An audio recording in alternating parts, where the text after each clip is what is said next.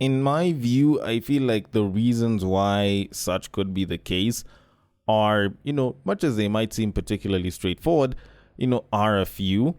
So the first one that I probably think of is the fact that because they don't get a lot of attention from a ton of other guys, these babes can focus on a singular dude. And so it just means that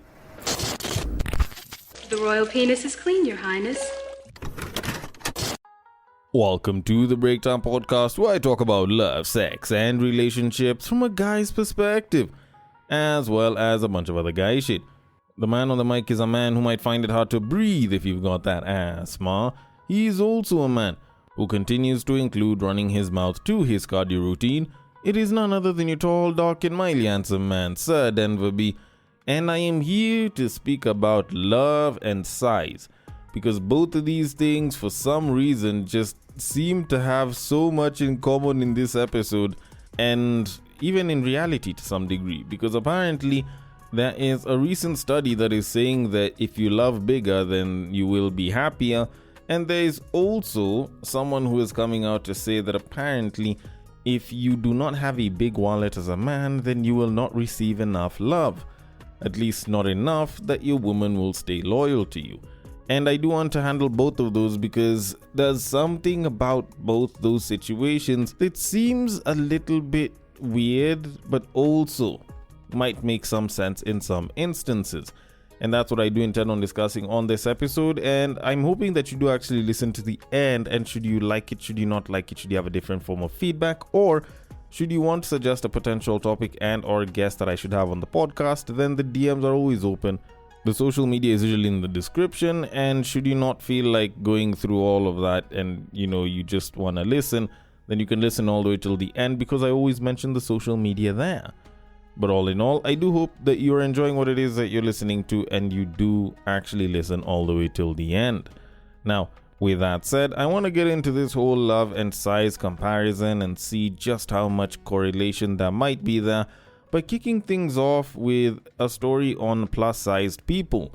Now, it's not like I'm going to fat shame anyone or say anything about fat people that's supposedly bad or anything, because this one's actually a pretty nice one. So apparently, men with plus-sized partners may report higher relationship satisfaction, as per a story that I saw somewhere where they claimed that a study was saying so. Now, as a man with a sickness for the thickness, this does make me particularly happy, because at least it tells me that should I end up with a plus-sized woman, or my liking for big babes is very perfectly warranted, and I should be happy with that, because clearly they will make me a happier man, as opposed to my fellow 1GBs out there. And I'm not really saying that there's anything wrong with dating a 1GB or she'll make you particularly unhappy. I'm just saying that, according to a recent study, like your bigger sized counterparts might be making us happier, or might be the bigger key to happiness. Just saying. But anyways, let me just read the caption that came with this story, then I can get into my proper thoughts on this. So the story says, and I quote, "A recent study suggests that men with plus-sized partners may report higher relationship satisfaction, with researchers linking the findings to stronger emotional support, open communication, mutual acceptance, and reduced pressure to meet societal beauty standards. Experts add that lasting relationship happiness is influenced more by trust, respect, and compatibility than physical appearance alone." End quote. Okay. Now, with that said, I didn't really want to get into the comments on this one, because, it's just guys that like big babes praising it, and small babes saying, what about me? What about me? And others busy saying that they should have been considered before they decided to lose weight. And, while all of that is particularly common and fairly normal, I am going to kind of go contrary to what most people might think, considering my liking for bigger babes, or just thicker babes in general, and simply just say that I don't know if I should believe this. And I'm not saying that I've been mistreated by any big babes, or any thick babes, have been particularly bad towards me. It's just, there's so many times that you'll see some sort of story like this, where it's like, a recent study finds that blah blah and blah, and if you go for this type of guy, or if you go for this type of babe, then you'll probably be better off. And the truth of it is, it might be seen in a study, but it doesn't necessarily mean that it's true for everyone. Like, even the study itself hasn't been referenced here. It's just a story where someone said a study suggests. Like, at the end of the day, we don't have the study to go and critique it, because studies will usually make certain assumptions. They'll have certain sample sizes which can, qualify or disqualify it. And, there's other variables that usually have to be accounted for here. But considering that someone saw this and they decided, let's just go slap it up, I guess, for big babes, they can finally be happy for a change. Mostly because when I look at it, the last time I saw like big babes being super happy for each other and being happy about themselves was during like the whole body positivity movement, which has kind of died off for a couple of years now. Like, considering that it's been a while since they were praised like this, I do feel like they kind of deserve a little bit of that love. Just mostly because, one, they've been getting quite a lot of hate lately, and also I do think that, feeling good about yourself, regardless of, how you may look, how you may feel sometimes, is a particularly good thing. Now, don't get me wrong, I do still advocate for people to eat and work out and try and be as healthy as possible every single day. So, for any babe that feels like now they need to start eating a bit more and get bigger, I don't think that's particularly necessary. I think you can still make a man happy even though you're not particularly big. And also, it's not like plus-sized babes or just thicker babes or bigger babes in general are for everyone. There's guys that absolutely love a small babe, that love a slim babe, a skinny babe. I know a guy that is absolutely over the moon over having a skinny babe. I know a guy that's into petite babes. I know a guy who's into slim, thick babes. Like, regardless of your size as a babe, there's a guy that probably likes you for it. Just the same way, even though guys are always made to think that, you should be big, buff, and good looking, dress super well, there's babes that like a guy that's super chill. There's a babe that likes a flabby dude. There's a babe that likes a skinny dude. Like, different people are attracted to different things and will seem attractive to different people. So I don't think you necessarily have to be like, if I'm a small babe, does that mean that I don't make my... Like, of course, this doesn't really mean shit. I feel like most of the time, whenever we see stuff like this is just for some people to feel good about themselves at that time. And, for some cases it works, but I don't think it should make other people feel bad. With that said, considering that a study like this may actually exist and there could be some truth to it, in my view, I feel like the reasons why such could be the case are, much as they might seem particularly straightforward, are a few. So the first one that I probably think of is the fact that because they don't get a lot of attention from a ton of other guys, these babes can focus on a singular dude. And so it just means that, she can focus on guy, and if that's the case, then her focusing on making him happy can definitely be somewhere on her priority list. So it's not like she's busy trying to deal with attention from different dudes and contemplating other guys, because when you kind of think about it, plus-sized babes are attractive or are considered attractive to a not so large set of guys, as opposed to some of the other body types, like the more figure 8, the more slim thick ones. Like, plus-sized babes appeal to a certain niche of guys.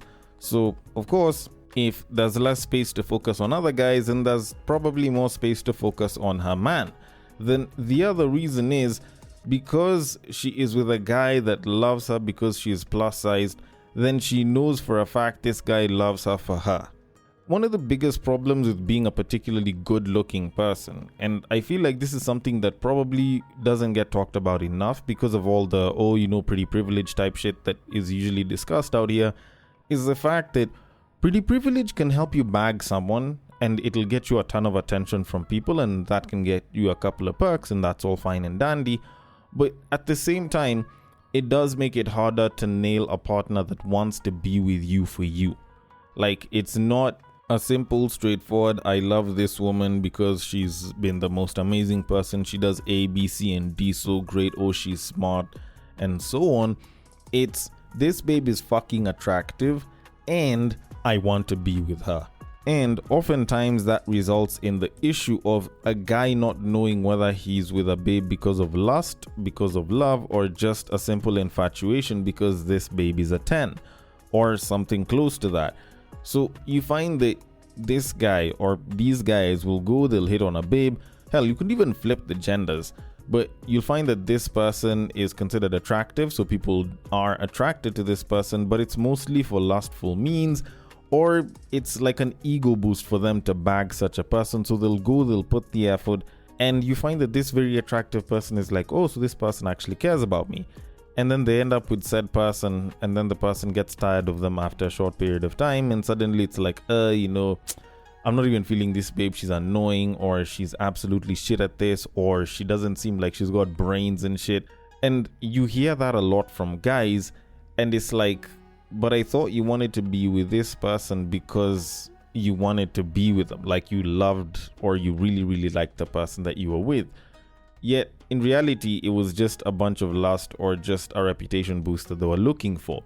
Plus size babes, on the other hand, they don't have much of that. Fine, yes. Are there some very beautiful ones that could be having some pretty privilege there? Yes, definitely. But for the most part, if a guy wants to be with you, considering that it's not the mainstream version of beauty, that guy wants to be with you because he finds you beautiful specifically. So the chances that this guy is going to get into the relationship and suddenly be like, she's garbage, she's poor in bed, she's this, she's that, are a lot lower. So this babe will end up being with this guy after a bit of time. Once they are really enjoying being with each other, they start to see the relationship grow, and like the resulting effects of that are going to be increased relationship satisfaction. So from my side of things, I can see the sense in this, but then again, considering that I still haven't seen the study, I really can't say whether it's true or false, so I am going to leave it at that and move it on to our main topic of this episode. And unfortunately or fortunately, this one revolves around money, and it is going to involve the guys quite a bit. So not too long ago, while I was on IG, I stumbled across a video that had been posted up by a lady with the name of Shieri Kimani, where she was busy talking about a discussion that she was having with some of her friends. Now, this discussion did revolve around money and guys, and the question that was posed was, if your husband or your boyfriend, who was a provider or is a provider, gets to a point where he's unable to provide, let's say he loses his job or some shit like that, will you stay with the guy? And she got a couple of interesting responses from her friends, but more so from one particular lady that she didn't know very well, but just so happened to be with them at that point. And I want to let the clip play before I can give my thoughts on it, because when she was talking about it, she was talking about the sad reality of modern relationships. Now, considering that this is a topic on money and relationships, I probably know how this is going to go, but either way, I'm going to let the clip play, then I can get into the comments, then my thoughts on it. So, without further ado, I was having a conversation with a friend of mine the other day, and we were talking about what happens when your husband or your boyfriend, who used to be a provider, someone who used to provide for you when you guys met, what happens when he loses his job and he cannot afford the things that he used to do for you anymore. We were having this conversation, and there's a girl who was with us, Miss Imdri Sana. This chick goes like, if it was me nakuacha. Straight up, I leave you. Or option B, nakaa na wewe kama nakupenda, but I'll cheat on you. Nitaenda nitafute mbaba, a support lifestyle yangu, and then when you're back up, we keep it moving. I feel like that's such a bad mentality to have, because what do you mean? This is someone that you love. So he's lost a job, or he doesn't have the funds to do whatever he's been doing for you. It's another thing if he's never been providing. But someone who has been providing all along, alafu all of a sudden, God forbid, job imeenda. Would you leave? Would you sit and just wait and see if things get better and then maybe eventually leave? Or if things get better, you stay? Or would you stay and find someone who will give you that same lifestyle, and then mkule pesa pamoja, Or would you just say, you know what, I'm working also, let's do this together? Okay. Particularly interesting sentiments that were being put there. And yes, I agree. It is very sad and it's very bad. That is a very bad mentality to have. Actually, that's probably the most extreme mentality that I've heard as far as this discussion is concerned. Like, okay, maybe not the most extreme, but probably one of the more wild ones. Because, okay, let me just try and wrap my head around this. So, you're with the guy, you say you love him, but he's unable to provide, and you're like, you know what, let me go fuck around so that I can get money.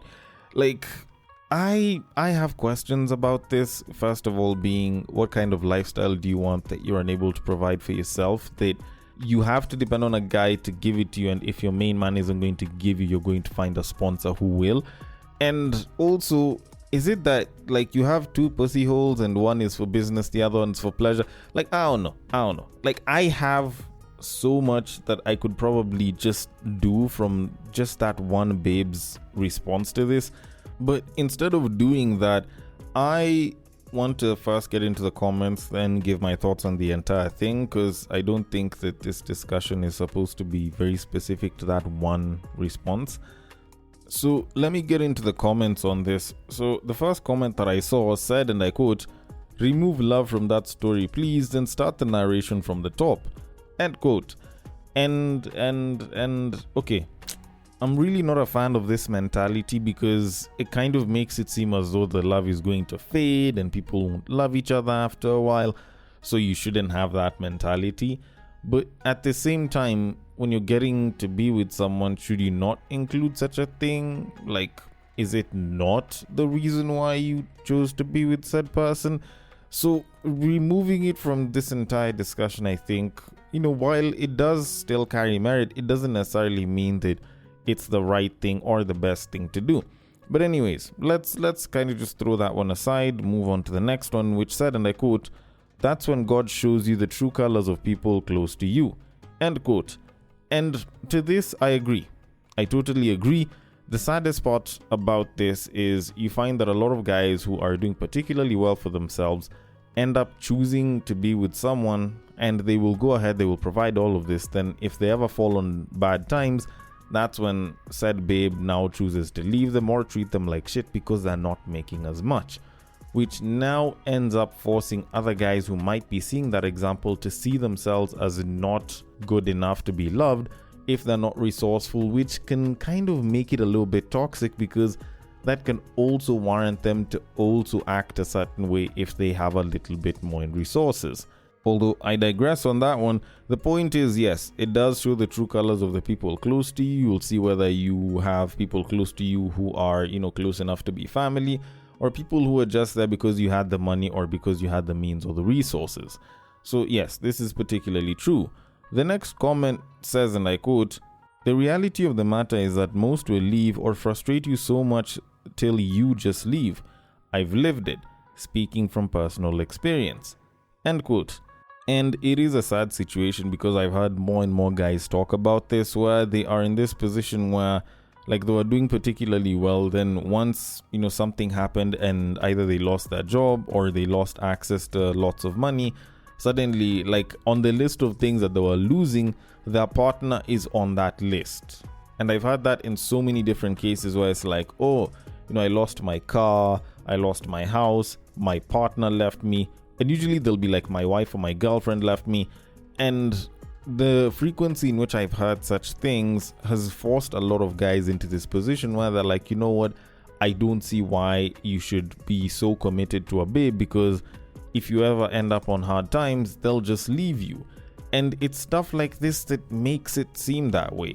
But anyways, I'll get into my thoughts on that a little later, but let me drop it for now and move it on to our next comment, which says, and I quote, "Imagine they pack and leave. But thing is, if you did secure a bag in the first place, you're bound to again. So they're lost, by the way." End quote. And okay, there is some truth to this in that, if you're doing super well and then, you have one low point, you can definitely get back up. But unfortunately, it's not like it happens the same way all the time for everyone. There's times when you hit a peak and then you go down and then you don't hit another peak that's as high as that one. Like, there are instances of that. Now, does that mean that you should be loved any less? I don't think so. And I don't think it's about you looking at it and it's like, oh, she's gonna leave me now, but wait until I get my comeback. Like, it's not like comeback stories happen to everyone. The fact that she was like, oh, this guy is at a down point, let me leave, is the problem here. It's not about the comeback, it's about the downturn that we need to look at here. But anyways, I'm gonna finish off the comments with someone who asked Sherry Kimani what she would do, and she said, and I quote, "If he's been a provider, things happen. I won't leave." End quote. And don't get me wrong, I'm not saying that what she's saying is bad. At least she is saying that she would stay. It's just, she said if he's been a provider. Like, it's entirely dependent on the fact that he's been a provider. And I think for me, that's what would make it seem like there's some conditionality still. And yet this is a situation where it's like, oh, the guy that's the provider is supposed to love unconditionally, but he is to be loved conditionally. Like, that in a sense just doesn't really feel like a reciprocated kind of love. But anyways, let me not give it too much thought. Maybe it was just her wording, but at the same time, maybe she might actually feel that way. Either way, let me drop it and just move on to my thoughts on this, because when I heard this the first time, the thing that clicked in my mind is, dating is a derivative of courtship, which is a derivative of marriage. And a lot of dating mirrors marriage in that, you having a long-term relationship means that you guys will basically live almost like you're married. I'm not saying that it completely compares. I'm just saying, it kind of mirrors it in some way, shape or form. And, I could be wrong. I'm sure married people will probably be like, oh, this guy's chatting a bunch of shit. I'm just hoping you can let me cook with this one. And I'm not, in fact, chatting a bunch of shit. But anyways, a lot of it does mirror the idea of marriage. So even when someone says that they would leave their boyfriend if he wasn't doing particularly well, is something that does kind of hurt to some degree, regardless of whether he's just a boyfriend or he's not the husband. Because when you look at that whole derivative thing, and the reason I bring it up is because the ideal of marriage is companionship. For those of us that have, read the Bible, that have, read some sort of religious book, it talks about how the first marriage was based on companionship. And the whole premise of companionship under the ideal sense goes back to the vows, which are in sickness and in health, for richer, for poorer, till death do us part. That loyalty, that choice to stick with and by each other through thick and thin, is like the ideal that people usually look at. They want to be with someone they know will stick by them, and it's not like a transactional thing, or is just there because you're good or you're doing particularly well at that time. Otherwise, most people wouldn't get into relationships, and you are seeing results of that in real time. So whenever I hear stuff like this, I'm like, is it just me, or do these babes not realize just how horrid whatever the hell it is they're saying sounds? And I'm not saying that saying it is the problem, I'm saying the entire mentality is. Because the thought that if this guy does not pay my bills, I am dropping him, in some sense, isn't too far off from sounding like I would drop my woman if she's unable to cook and clean and she can't bear me children. If a man said that publicly, the kind of hate he would receive, the kind of shit he would receive from both genders, and at the very least, even though he doesn't get flack from it, people would straight up say that this is a piece of shit. But there are so many women that support this mindset of this guy not being a provider is grounds to leave him. Like, do you know just how wild that is? Like, the worst that these babes will be told is, nah, it's okay, just stick by your man. Like, that's the best that they'll be told. Or from our end, you'll hear, oh, it's hard being a man out here in these streets these days. Like, no one is actually looking at it for how bad it actually is. And I think it's a pretty big part of the reason why the whole idea of being the provider man does kind of suck to a particular degree, because you're out there and you're like, oh, I'm a provider, and you go and you take care of bills and you take care of this babe, you take care of this babe. Then at some point, if you're unable to actually provide for this babe, suddenly you're being looked at as substandard. You're being looked at as not enough. So this babe either doesn't feel like she has to respect you, or doesn't feel like she has to stick by you, or doesn't feel like she has to be faithful to you because you're not providing. Like, that in and of itself is absolutely shit, because how exactly is she supposed to prove her loyalty to you if all you're doing is paying for shit and your worth is highly predicated on the fact that you pay for shit? When you actually think about it, if you as a man consider yourself a provider, how exactly do you prove that your baby is loyal to you and she will choose to stay with you through thick and thin? And I know there's a guy that's gonna be like, oh, as a man, you're supposed to provide. So if you're unable to provide, then it just makes sense. No, that's not how it's supposed to be. Like, this isn't the animal jungle or some shit. This is an agreement the two people have that's supposed to be based on love, but apparently someone decided to throw money into the mix here.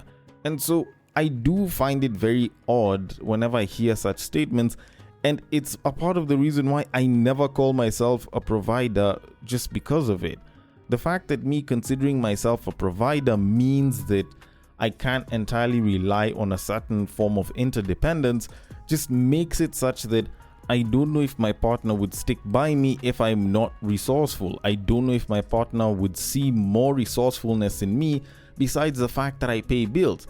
I don't know if my being loved is predicated on the idea that I have to provide and I have to produce so that I can provide. And honestly, that shit is a little bit scary, because why the hell would I want to put myself in a situation like that where I'm with someone and I know very well it's either I am producing some shit or I am dropped? Like, what kind of life is that, to be honest? I don't know. Maybe it's just me that kind of looks at it that way. But honestly, it's why the whole title of provider's never been something that's attractive to me.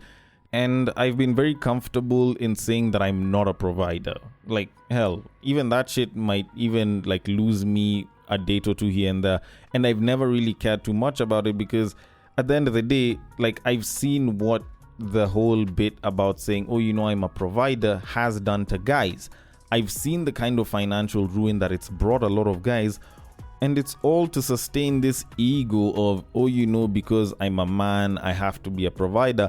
And I have to pay for shit whenever I'm with my babe, and I have to sort out this and that and this and that, even though I am at my worst. So if I have to take loans so that I can do it, I will do that, because apparently I shouldn't show that I am unable to provide. Like, I've seen what that's done to guys, and personally, I don't really think being in a relationship is worth that kind of stress and that kind of downside. So frankly, if I'm with someone who's like, you have to be a provider, blah, blah, then I'm very, very comfortable with not being with a babe that I don't feel is reliable enough to stick by me if things do get tough. Because at the end of the day, like, there's this whole battle of ego versus entitlement that's there, where it's like my ego as a man is predicated on the fact that I'm a provider, and the babe that I'm with has this entitlement that, if you're not a provider, I'm not going to stick by you. That's a fight that I don't feel like getting into. And it's very easy to be in this position when you're making good money, but it absolutely sucks when you don't have it, which is a pretty big part of the reason why there's a ton of guys that are in the position where they believe that they are too broke to date. And thus, they end up screwing up the dating market, because now they only see themselves as casual daters. So they basically just go and shag and move on, or they're just doing situationships, and that ends up messing up the entire dating market for everyone. And so, to some degree, I usually hear such stuff and I start to wonder if these babes actually know how relationships have, managed to go on for decades. And to be honest, every time I usually hear something like this, regardless of which gender says something like this, I usually think back to the fact that most people haven't listened to their parents' discussions on money, because they probably haven't listened to how some of your parents, some of these older folk that have been together for decades, have actually managed to stick around together. Because I kid you the hell not, for a lot of your parents, it's not like there was just one provider. Especially if you're a much younger person right now, there's a pretty good chance that your parents existed in a situation whereby either one parent was shouldering most of the financial burden, or they were both shouldering the financial burdens together. There wasn't any, as a man you're supposed to provide, and for me as a woman I'm not supposed to. There's a lot of relationships that exist like that, and I'd even argue the majority of relationships exist like that. This whole the man has to be the provider, and if you're not a provider, man, blah blah blah shit, like that shit is mostly in fantasy and shit. Even the people that talk about it, sing about it, do not exist in that fantasy. So to conclude all of this, what I am trying to say is, fellas, provider or not, stop letting your ego write checks that your wallet can't cash. Or even better yet, stop letting your ego write your checks. Like, this shit is going to mess you up, and it doesn't really do anything as far as improving your life is concerned.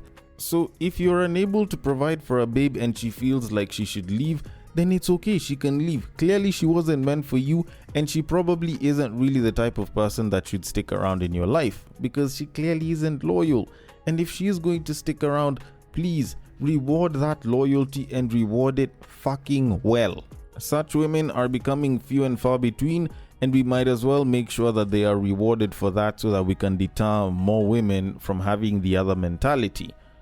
Although, then again, maybe I'm wrong, maybe I'm chatting a bunch of shit, and maybe my information is unverified, but either way, I want your thoughts on it. The DMs are open. On IG, it is at the breaktime_podcast. On Facebook, it is at the breaktime podcast. On X, it is at Bagaka the D. And on Bluesky, it is at the breaktimepod.bsky.social. Thank you so much for listening all the way till the end, and I will catch you guys on the next break. But what I believe is that if you put a pastor and a prostitute in one room, one is likely to convert the other.